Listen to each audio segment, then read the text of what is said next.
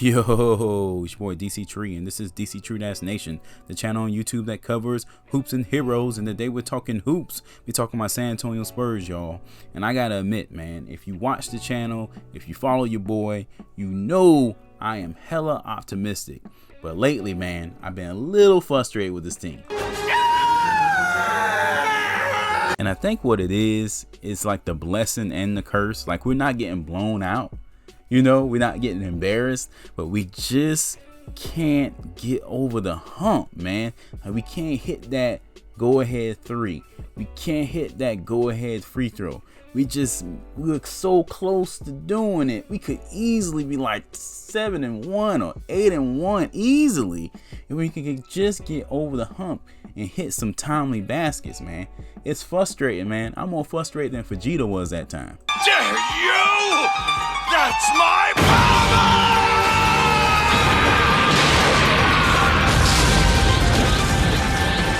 You bastard! And another thing that's making it even more frustrating of experience is just dealing with these sometimey fans. Like, it's one thing to be frustrated, and it's one thing to be anti-Spur. And I just want to tell those guys to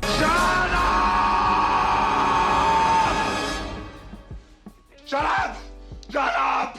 Shut up! Because a lot of these guys, they're not being critical. They're not being objective. They're being bashers. They're being, you know, trolls, trying to flame people. Hey, let's fire this person, or let's cut this person, or let's trade this person. You know, just when they have a bad game or have a bad experience, or we're not exactly where we need to be. You know, people just want to just destroy these young guys they working hard, they playing hard. They just got to get over the hump, man. So that's frustrating.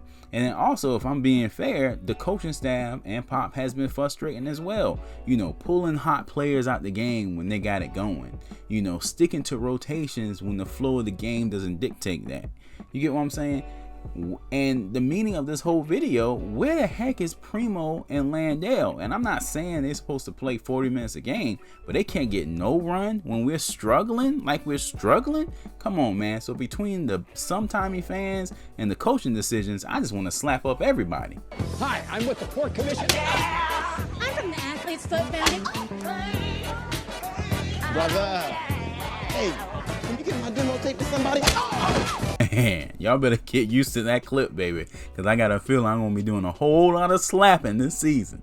But before I jump too deep into it, if you like my content, please sub to the channel. Don't forget to hit that like button, and please hit that notification bell. Thank you so much for the continued support. Okay, guys, like I alluded to before, man, I'm a pretty optimistic guy, and I'm kind of venting a little bit because I knew going into the season it would be growing pains. But, you know, when I see a talent like Primo not get any run for the Spurs, that's kind of concerning for me. You know, it's still, you know, early. It's still soon in the season and everything. Only about 10 games through.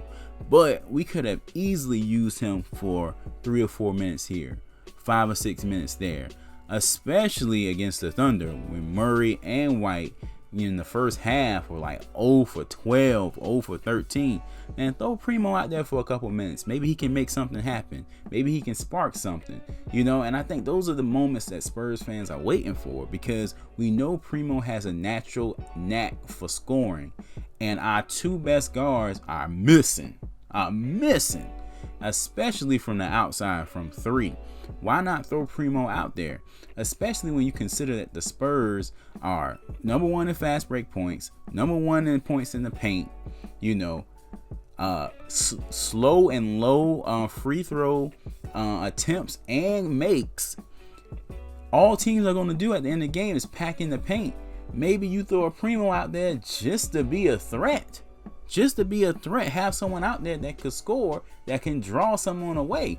That way, you know, you build this young man's confidence and he becomes useful in crunch situations. He doesn't have to play 40 minutes a game right now, but could he get 5, 6, 7 minutes perhaps? And I know I'm not a coach, and I know I'm not Popovich. I get that. All these videos are from a fan's perspective, and from my perspective, there were minutes for Primo in the last few games. There were minutes for him in the Thunder game. There were minutes for him in the Mavs game. There were minutes for him because we had players that are usually on struggling. D. White was tremendously struggling the other night. You know, the night before that, Lonnie Walker was tremendously struggling. Why not throw Primo out there and see what happens? Maybe he gets hot. Maybe he doesn't, but he still learns. We at the point where we need someone to break out. You know, being a so good player, that we got a lot of good players. We need someone to break out and, you know, start a movement.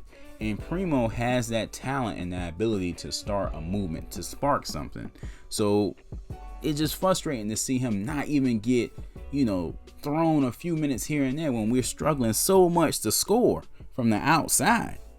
And that kind of segues into my next point about Landale not being out there when we should have him out there.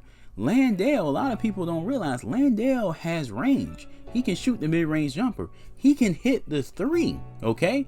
He can hit the three. He may not, you know, shoot 45%, but at least he can be a threat from that range. Pirtle is not a threat out there. Eubanks is not a threat out there. Thaddeus Young is not a threat out there. But Landale, if he makes a couple, he can at least draw that defender out of the paint and open it up for Murray. You get what I'm saying? So the fact that he's not out there is crazy, at least for a few minutes, to see if he's hot or he can get hot. What's even more frustrating about this is that we're down a man. We're down a man. Pirtle is out with COVID or whatever. So we're down a body, and we were getting our behinds kicked by, you know, the Pacers, and our behinds kicked by Bobin on the Mavs, and we had a body, you know, that could at least draw that big dude away from the cup. And Pop doesn't use him. I'm not saying, hey, play this man 25 minutes a game, but can he get 5 or 10 minutes so we can see what we got? You know, and don't get me wrong, maybe there's something going on behind the scenes, who knows? But this has been kind of a pattern with Pop when it comes to rookies. In the past, when you had LaMarcus Aldridge and DeMar DeRozan and Patty and Rudy, okay, all right, you want to go with the veterans. All right, not the best choice, but it's a choice. It's a legitimate choice. But now we got nothing but young guys who don't know how to finish. And it's not necessarily because they don't have a high basketball IQ. It's because they can't shoot the three in crunch time. We need to be able to hit the three in crunch time, or at least have players out there that can threaten making a three, that can be 3-point threats. That way it opens up the lane where our number one guy, Murray, and then White behind him can do something in the paint. But teams are going to just pack the paint up every fourth quarter. That's why we're losing. It's not because our execution is that bad. It's not perfect. It needs work. But it's because teams' defenses have it easy. They just have to pack the paint and watch us try to force something out of nothing. Make something out of nothing. So again, a player like Landale, a player like Primo has the potential to open things up at least a little bit because they have more of an offensive range. Pirtle has come into this season being offensively great around the basket for him. And you know, that boy has been bad. I'm not knocking him, but that's still around the basket. If you have someone that can shoot from distance, that's valuable. A big man shooting from distance is valuable. That is why I was so hesitant to give up on your boy Luka, because it was like, okay, we still need someone from range to shoot a shot, you know, to be a threat. And Luka could have been that guy. He could have been just a straight up stand up 3-point shooter, 3-point specialist. He could have developed into that. We didn't need him to be a star. That's why I was kind of reluctant in getting rid of him, because I looked at the roster and I'm like, yo, who's going to hit threes from long range? Who's going to hit the mid range?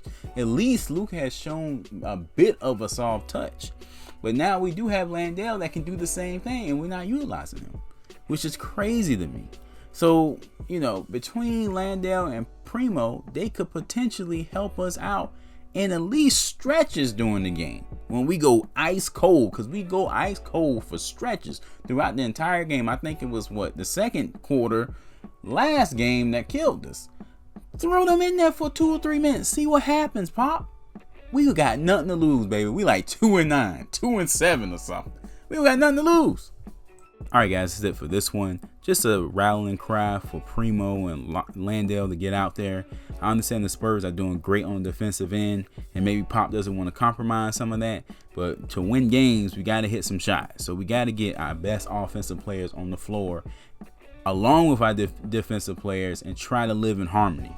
Rotations are important. Alright guys, that's it for this one. Check out the other videos in the channel. Thank you for kicking it with your boy, and I will catch you in the next one. Peace.